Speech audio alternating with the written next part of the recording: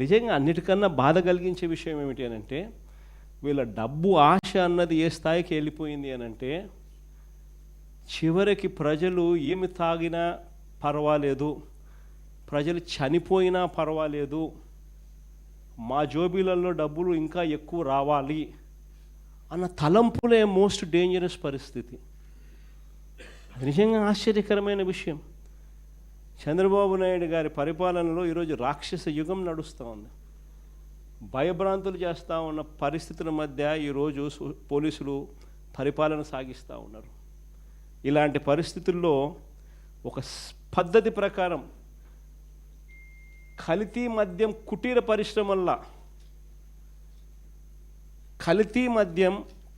పరిశ్రమలుగా ఏకంగా ప్రాంతాల వారీగా చంద్రబాబు నాయుడు ఆయనకు సంబంధించిన ఈ మాఫియాను కంట్రోల్ చేసే కొంతమంది ఆయన క్యాబినెట్లో మంత్రులు, ప్రముఖ రాజకీయ పోస్టులలో ఉన్న పెద్దలు, పెద్దబాబు చిన్నబాబు ఆధ్వర్యంలో కుటీర పరిశ్రమల్లో ఏకంగా వీళ్ళు కల్తీ మద్యం తయారు చేసే ఈ మాదిరిగా ఫ్యాక్టరీలు పెట్టి చేసేసి వీళ్ళే క్వాలిటీ లేని లిక్కర్ను అక్కడ తయారు చేసి వీళ్ళ డిస్ట్రిబ్యూషన్ నెట్వర్క్ ఏదైతే ఉందో, ప్రైవేట్ మాఫియాతో కూడిన డిస్ట్రిబ్యూషన్ నెట్వర్క్లకు ఏదైతే ఉందో, ఆ షాపుల్లోకి, ఆ బెల్ట్ షాపుల్లోకి నేరుగా ఈ మందును పంపిస్తూ ఉన్నారు.